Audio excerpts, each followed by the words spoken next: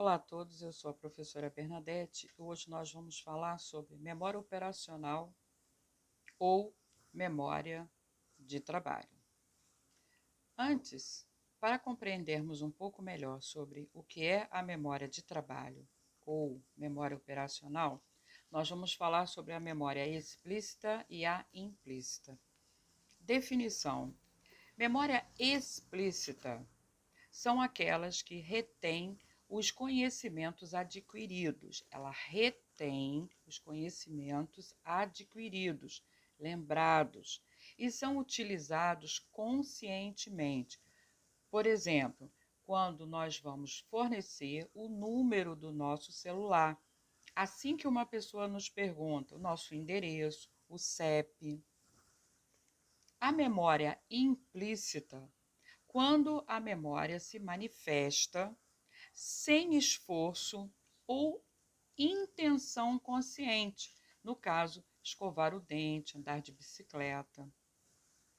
Bem, a memória operacional ou memória de trabalho, que é a mesma coisa, é a memória explícita, tá? Essa memória que a gente retém o conhecimento adquirido e a gente lembra e utiliza de forma consciente. É a memória explícita, memória transitória, antes conhecida como memória de curta duração. É extremamente importante para a regulação cotidiana do nosso comportamento. Tudo começa por uma memória sensorial ou uma memória imediata, duração de alguns segundos, se a informação for relevante. Pode ou poderá ser mantida, do contrário, será descartado. Então, se aquilo que você está aprendendo for relevante, se aquilo que você está ali naquele momento e aquele assunto for relevante, você então manterá, quer dizer, a memória operacional, a memória de trabalho, ela vai mantê-la. A memória sensorial e o sistema de repetição são componentes essenciais da memória operacional, da memória transitória. Então, é lógico que o que é a memória sensorial?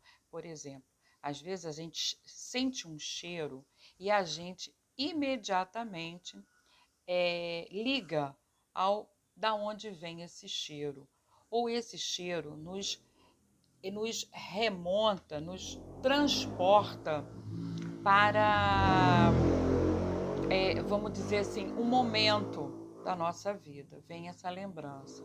É sentir o cheiro de uma flor e a gente dizer que flor é essa.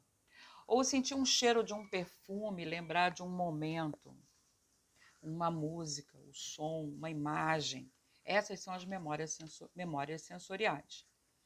E o sistema de repetição, quer dizer, aquilo que eu repito, eu assimilo. Então, veja, quando eu estou com um número novo no meu celular, no princípio, eu vou consultar um papelzinho onde eu escrevi o número do meu celular. Mas de tanto eu repetir esse número, eu vou acabar falando de forma consciente e mais tranquilo esse número.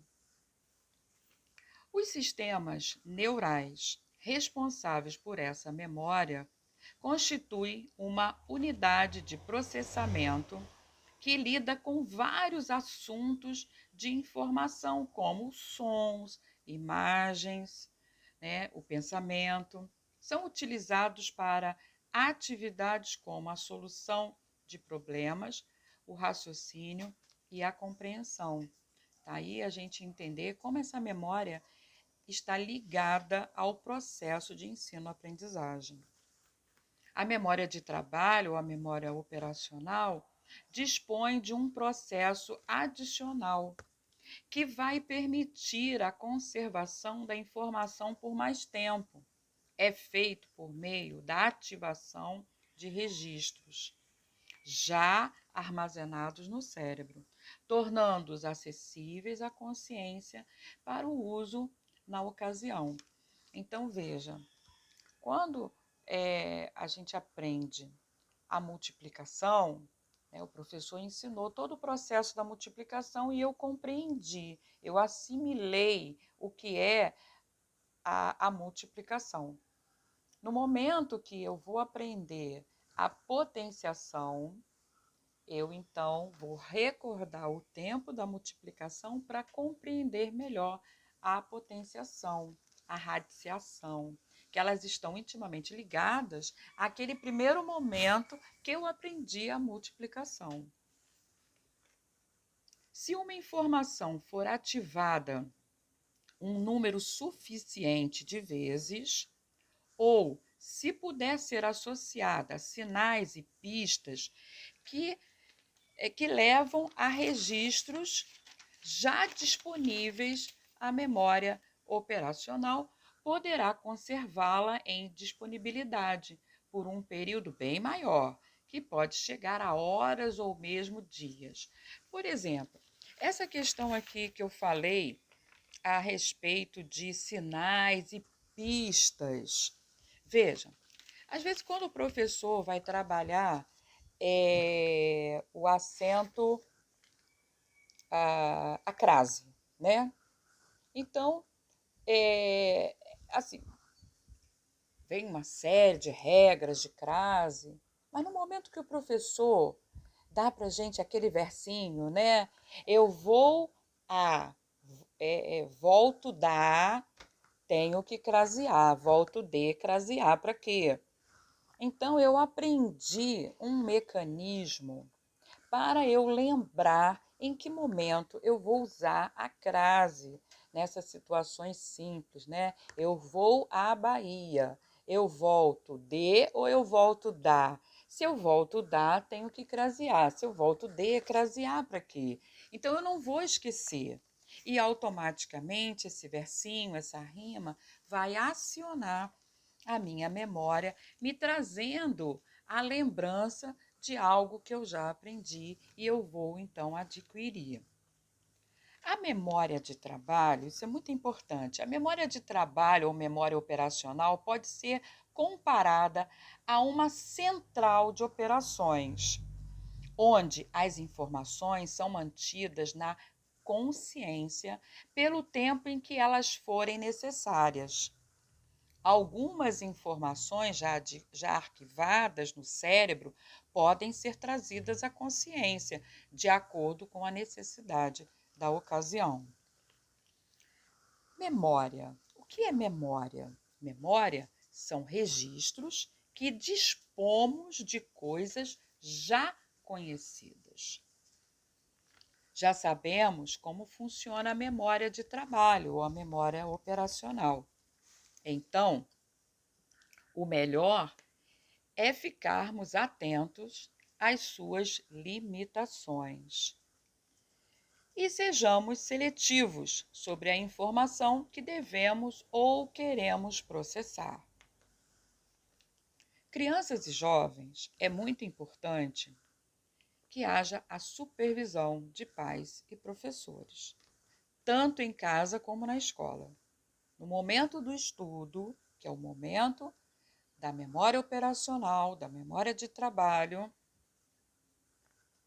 no momento desse estudo, da leitura, do exercício, deve-se limitar aos estímulos e dar ênfase à informação a ser aprendida.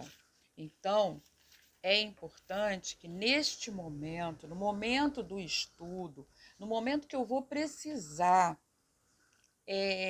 adquirir, quer dizer, gravar, vamos dizer assim, aquilo que eu estou estudando, o ambiente ele tem que estar muito favorável. E eu gravo o que é necessário.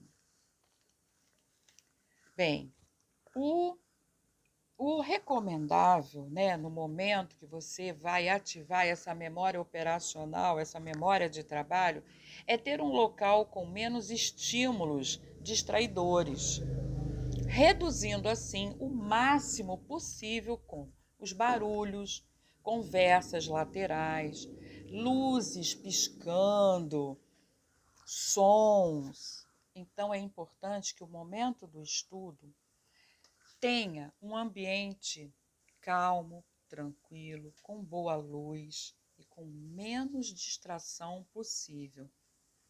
A distração, ela é uma interrupção àquele momento que nós estamos memorizando, que nós estamos estudando. Atenção!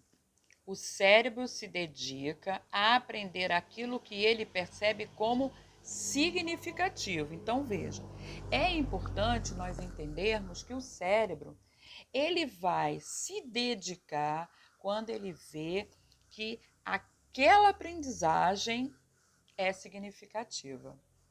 O novo conhecimento precisa estar de acordo com suas expectativas e que tenha ligações com o que já é conhecido e tido como importante para o aprender. A aprendizagem só se fará com a formação e estabilização de novas conexões sinápticas, o que requer tempo e esforço pessoal. Então é importante, gente, como eu dei o exemplo da radiciação, da potenciação, o professor, quando ele estiver dando aula sobre esse assunto, ele vai ter sucesso com o aluno a partir do momento que esse aluno tem conhecimento da multiplicação, a partir do momento que ele tem conhecimento do resultado de uma multiplicação, né? Porque a raiz quadrada de 9 é 3, por quê? Porque eu já aprendi tabuada, eu conheço o processo da multiplicação, eu tenho esse conhecimento já adquirido e eu sei que 3 vezes 3 são 9. Então, a raiz quadrada de 9 é 3, exatamente por causa dessa repetição duas vezes. Raiz quadrada é 2 vezes alguma coisa, correto? Então, outra questão que o professor precisa se atentar.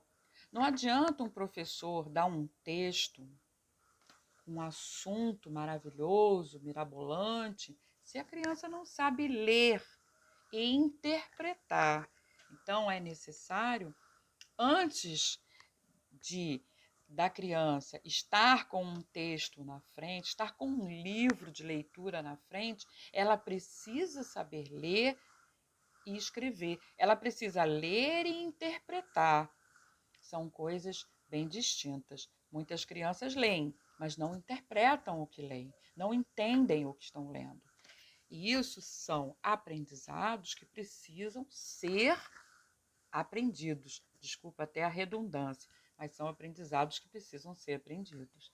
Então, tudo depende do que já está gravado na nossa memória operacional para vir ao consciente no momento da ativação de novos conteúdos.